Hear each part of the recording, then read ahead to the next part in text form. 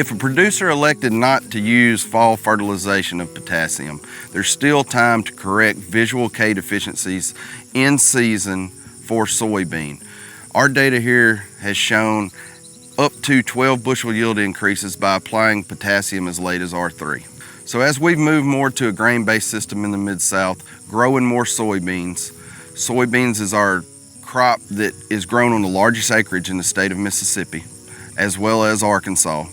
Okay, so in the upper Mid-South, what we consider soybeans are the acreage king, but they're also the greatest nutrient hog, and they remove more potassium from the soil in grain than any other crop we grow in the Mid-South. Classical K deficiency can be easily observed. It's going to end up in a firing around the leaf margin, and when we say firing around the leaf margin, we're saying a yellow to orangish leaf margin, generally occurring on the lower leaves in the plant because it's a mobile nutrient. So we're going to first see that in the lower canopy.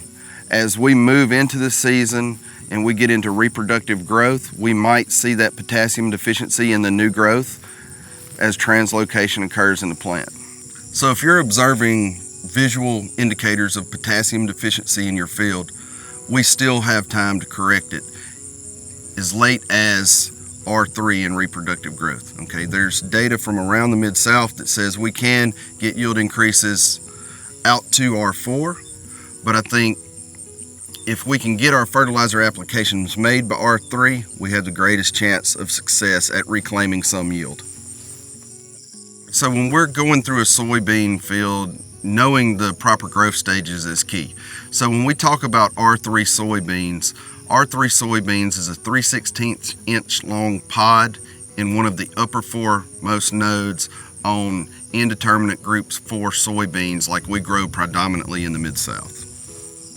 Routinely, we get calls throughout the summer of producers that have symptoms of potassium deficiency in their soybean fields.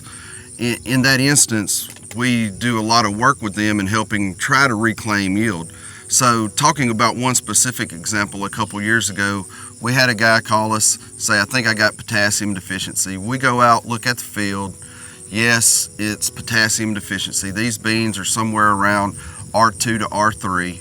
We ask him, can we put in tests on here to validate some of our recommendations? He says, sure, do whatever you want. So we partner with him, put in small plots, but we also put in large plots with an airplane side by side it so we could get, big plot data versus small plot data at those key growth stages. And we were really successful at reclaiming some yield in that field with those applications. So in the large plot demos where we applied aerial applications of potassium, in the untreated checks where no potassium was applied, potassium deficiency was visually evident. So what was really unique about this field is we had both small plots and large plots.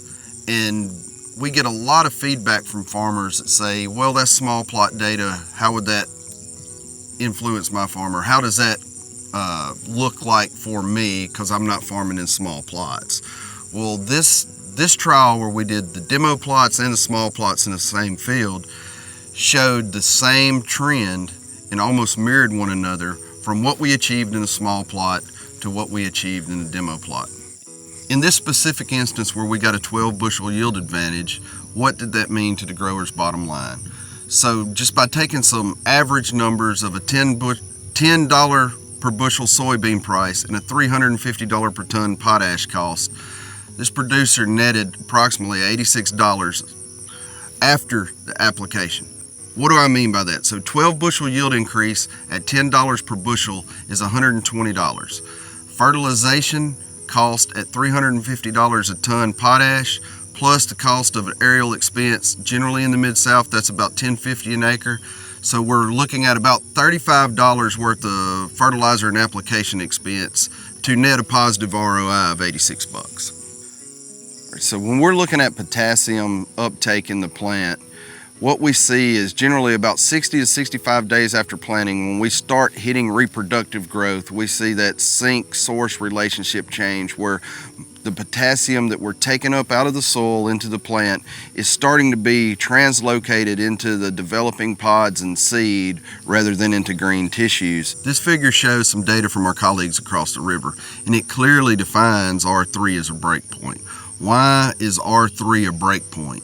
Well, if you think about how we operate, we've talked about using granular applications that have to be incorporated with water. Okay, so that takes time.